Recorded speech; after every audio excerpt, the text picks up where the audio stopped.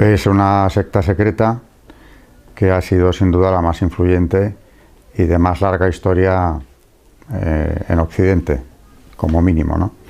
Con una enorme repercusión en la política, pero sobre todo lo que yo siempre destaco es la repercusión que ha tenido en el pensamiento occidental, en el cambio de valores sistemático que ha ido buscando desde que existe en el siglo XVIII hasta la fecha. Así que esa transformación de la civilización occidental, en primer lugar, sobre todo ese cambio de paradigma, de valores, de creencias, en buena medida se debe a la acción de la secta, porque tiene una historia ya larga de 300 años y ha actuado siempre de una forma pues tenaz, con algunas interrupciones o momentos de menor influencia, pero ha estado ahí presente con todas sus ramas y todo lo que se quiera, pero ha estado ahí presente desde 1717 hasta hoy. No solamente es la acción de las logias de la masonería, sino que una buena parte del camino ya lo han hecho. Quiero decir que ese relativismo moral, elevado al rango de dictadura, como dijo el cardenal Ratzinger, a punto de convertirse en papa, es en buena medida una obra de la masonería. Relativismo moral, sincretismo religioso, todo ello está muy conectado, pero ha habido una lucha tenaz contra la Iglesia católica especialmente, aunque también querría decir de paso que conociéndola a fondo no solo es incompatible con la católica, sino que en el fondo realmente si las otras iglesias fueran coherentes con su cristianismo, lo sería con cualquier otra. La católica es la que más veces ha condenado la masonería, no es la única. La ortodoxa griega y algunas de las protestantes también lo han hecho, otras no. Pero en cualquier caso es que sus principios son incompatibles no ya con el catolicismo, que por supuesto, de una manera especial, sino con el cristianismo, por su visión de Cristo y además también por sus creencias y por los objetivos que imponen o que van fijando al que se inicia en la masonería para conseguir elevarle a un nivel superior hasta llegar a ser un hombre perfecto, digno de adoración.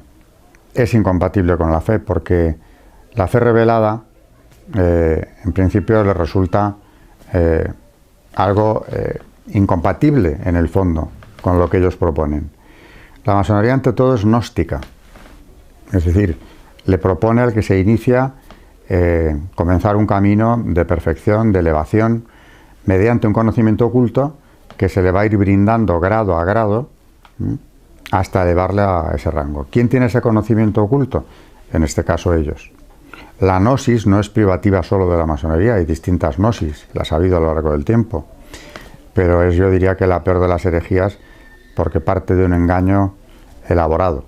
La gnosis masónica se contiene, por ejemplo, en un documento fundacional, en el primer reglamento masónico, las constituciones de Anderson, que alteran el antiguo evangelio como quieren para ya introducirnos en una visión de la Biblia muy distinta, realmente, por no decir opuesta casi, a lo que el Antiguo Testamento es.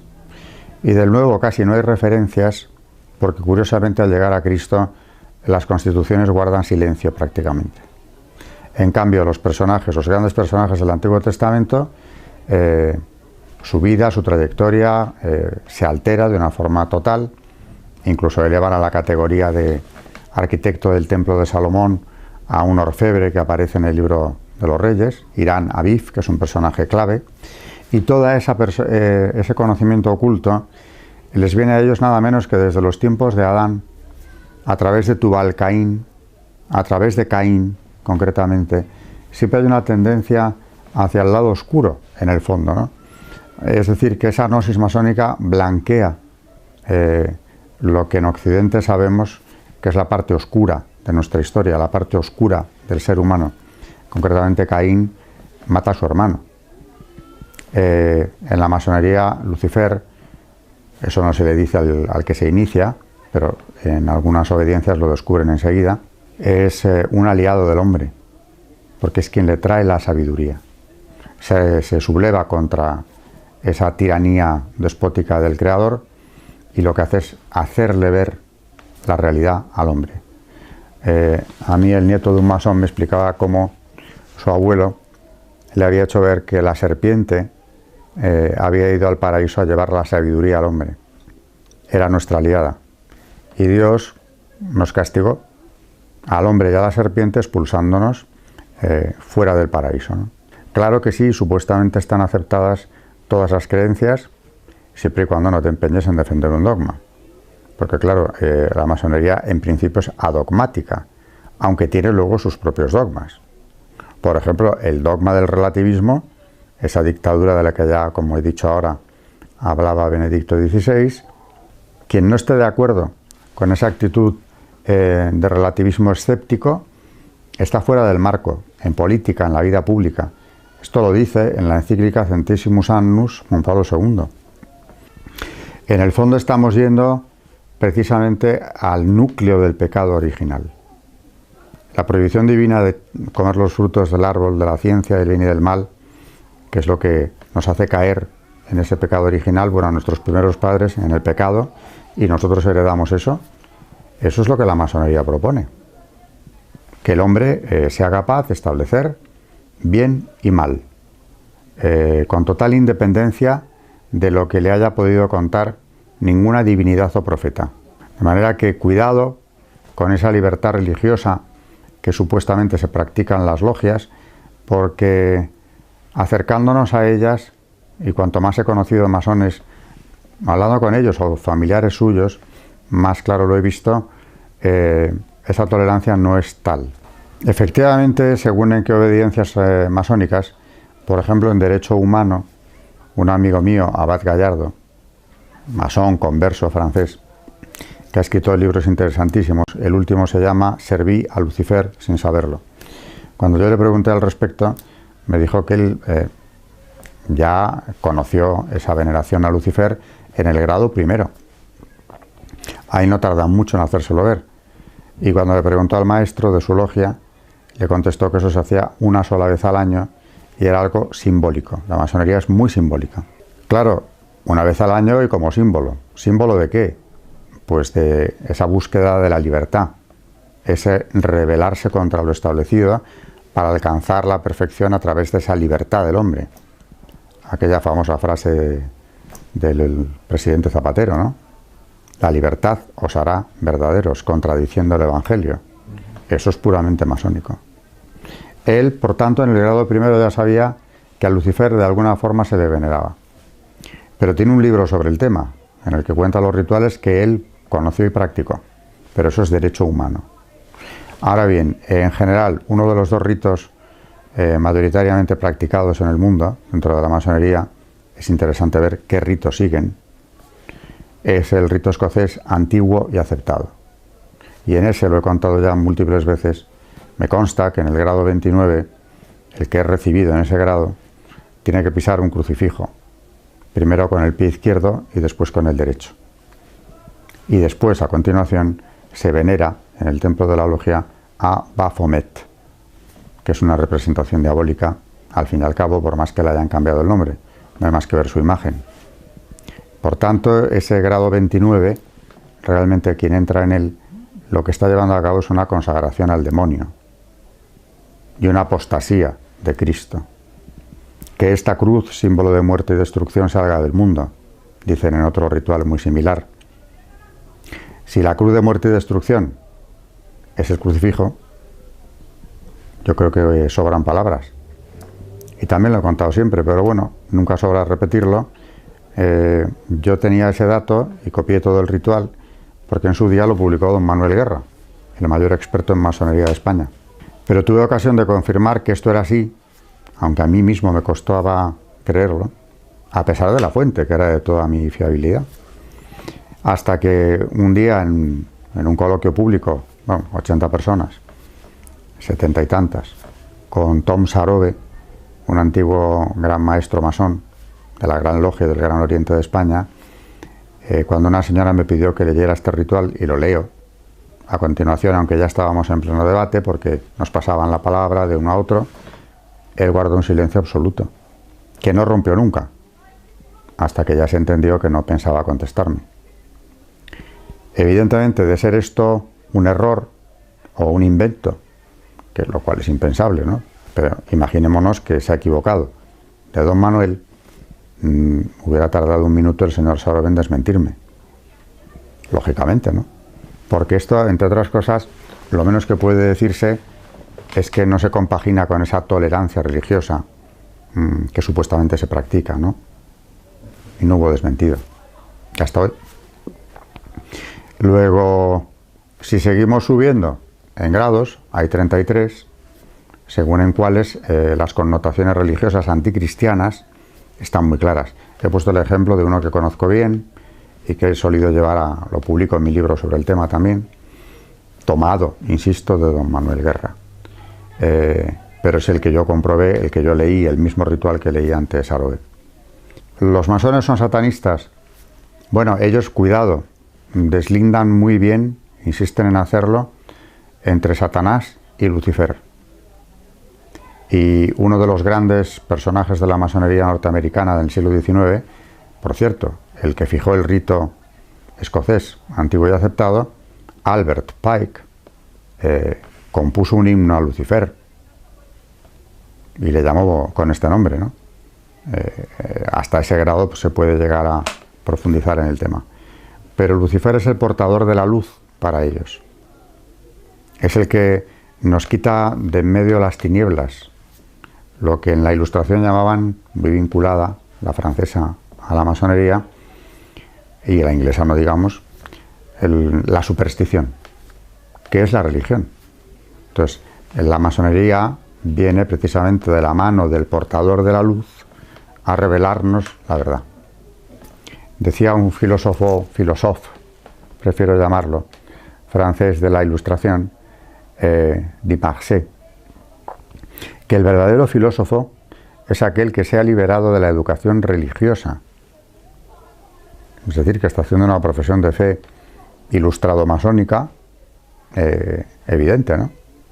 Para ser filósofo, para llegar a conocer la verdad, para superar esas taras impuestas por la educación, tienes que liberarte de la religión.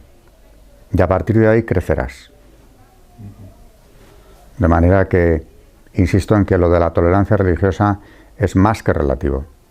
Y por eso, no es por casualidad, tenemos cientos de condenas pontificias contra la masonería desde el siglo XVIII, 1738, es la primera condena, hasta 1983, año en el que Doctrina de la Fe, cuyo prefecto era precisamente Ratzinger, vuelve a condenar la masonería y dice claramente en esa declaración sobre asociaciones masónicas que el masón está en pecado grave y no puede acercarse a la Santa Comunión.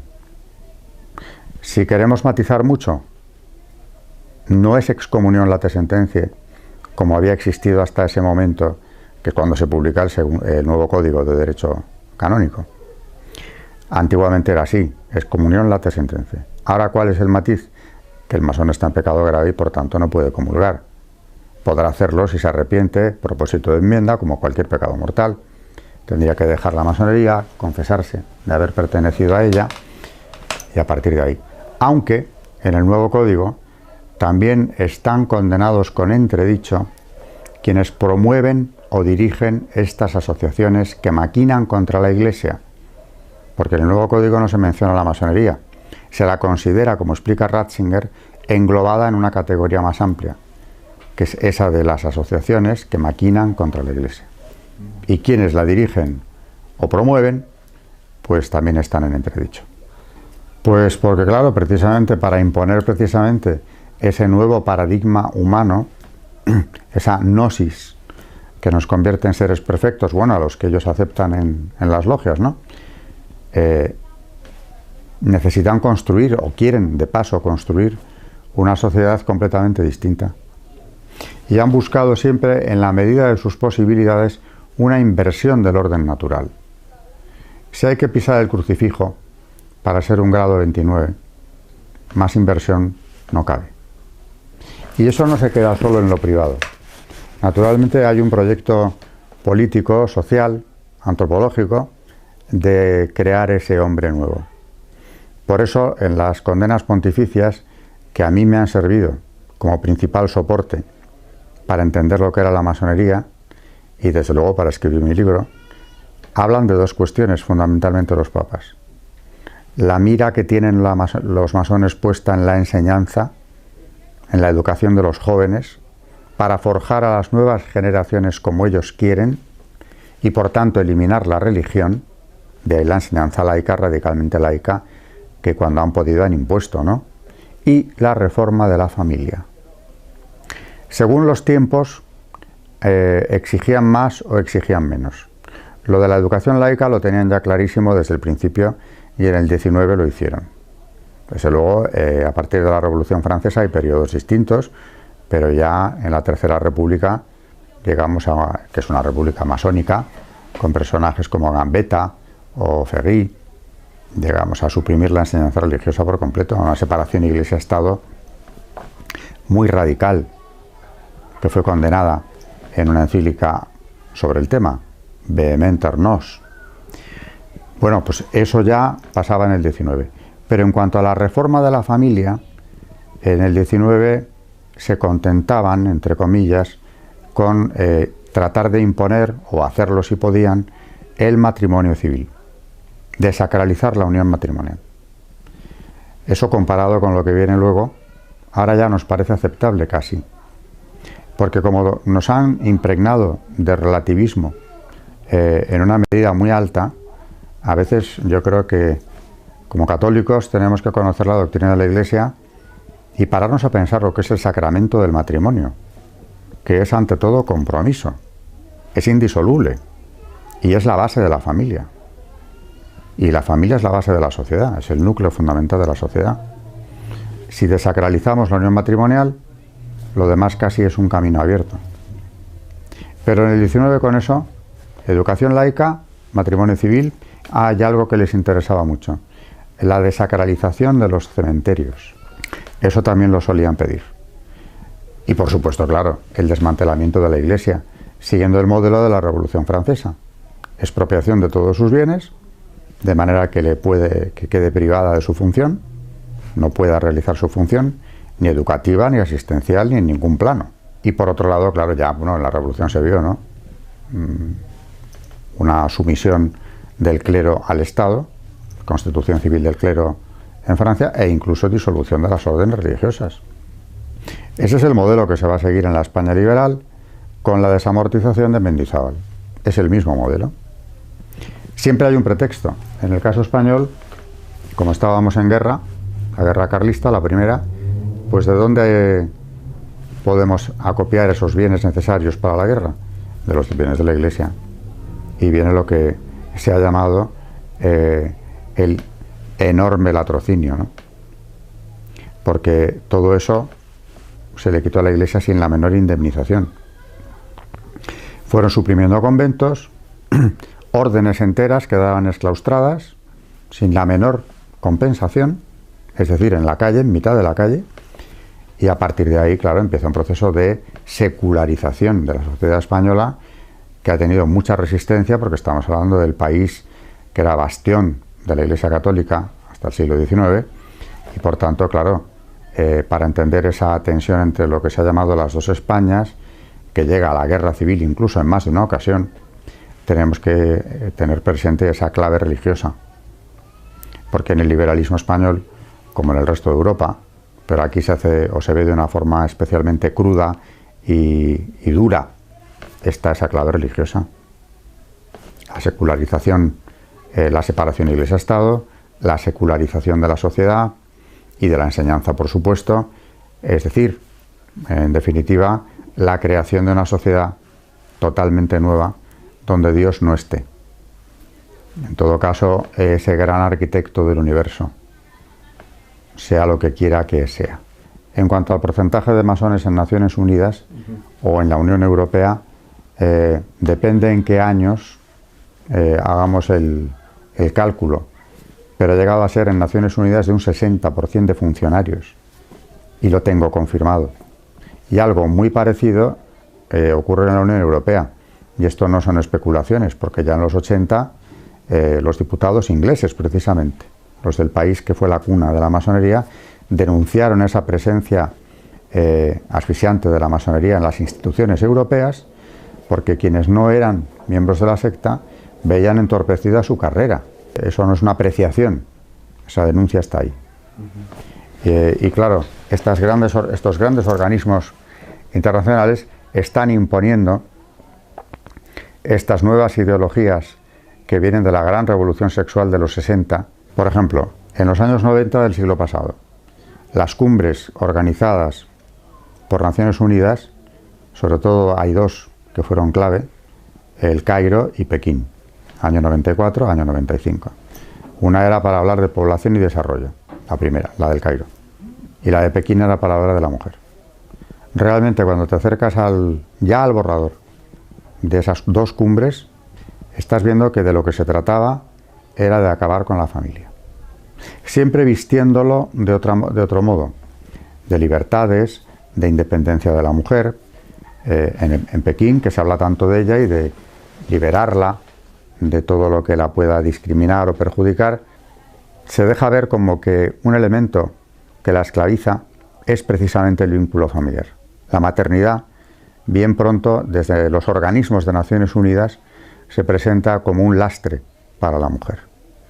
No como un modo de realización personal, sino todo lo contrario. Al frente de uno de estos organismos, la División para el Avance de la Mujer, estuvo una señora, una feminista sueca, Caroline Hanna, que acuñó un término, el de impuesto reproductivo o trabajo reproductivo de la mujer. Naturalmente entendiendo, insisto, la maternidad como un trabajo o como un impuesto que reduce las posibilidades de la mujer para alcanzar un pleno desarrollo como persona y profesional, por supuesto. Así que tanto en el Cairo como en Pekín estamos viendo lo mismo. Y a la hora de población, ¿qué es lo que buscan? Pues realmente disminuirla hasta su mínimo exponente. Son maltusianos. La masonería ha propiciado una visión también, claro, si la familia es algo a combatir, por lo menos lo que ellos llaman familia tradicional, porque ya le han puesto apellido. Y deberíamos considerar familia pues casi cualquier agrupación humana unida por vínculos del tipo que sea. No vamos a entrar ahora en eso de los nuevos modelos, ¿no? El empeño que muchos masones han demostrado en reducir la población mundial es evidente. Eso está muy presente en el informe Kissinger, por ejemplo.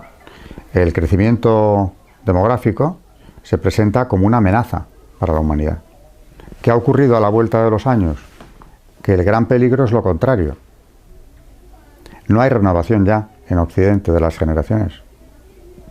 Es decir, España, que va a la cola en este sentido, no es que hayamos perdido ya el número suficiente de hijos para hablar de reproducción.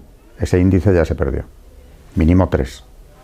Pero es que tampoco tenemos ya el índice de reposición, que serían 2. Una pareja pues deja detrás de sí 2. Han sido 2, pues quedan 2. Se acaba la reproducción. Pero bueno, por lo menos podríamos decir se puede mantener en parte, o iríamos a una disminución de la población lenta, pero no tan rápida, ¿no? Pero si ya no tenemos ni el índice de reposición, evidentemente parece que somos una sociedad condenada a la extinción. Y de ahí vienen problemas, yo siempre suelo poner el mismo, ¿no? El sistema de pensiones, tanto como se habla de él, se diseñó en base a una sociedad completamente distinta, en la que había muchos jóvenes que trabajaban y cotizaban y muchos menos mayores, en proporción. ¿Qué ha venido ocurriendo? Que se ha invertido la pirámide poblacional. Es decir, el ir contra la reproducción es algo que acaba deshaciendo la sociedad. Si eso lo acompañamos con todo un sistema de valores que vienen de la Revolución de los 60, donde la masonería también tiene un peso grande, a través de la Escuela de Frankfurt, que impone un nuevo modelo, ¿no? Por ejemplo, sexualidad sin reproducción.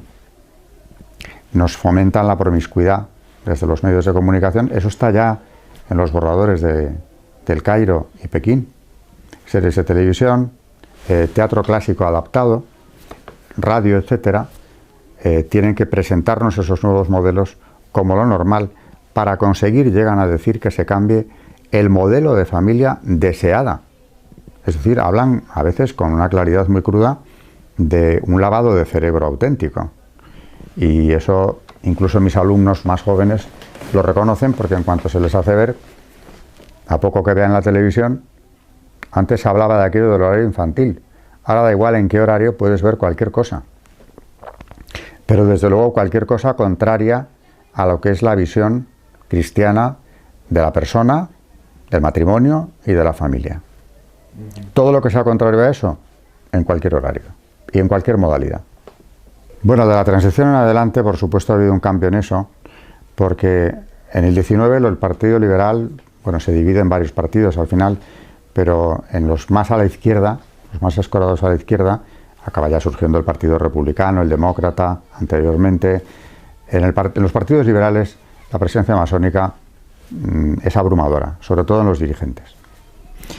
En la Segunda República Española, la presencia de masones en el Parlamento es enorme. Pero claro, es que en todos los partidos de la izquierda su abundancia es descomunal. El propio Manuel Azaña, él mismo cuenta en sus memorias su iniciación en la masonería el año 32, es decir, al poco tiempo de instaurarse la República en España.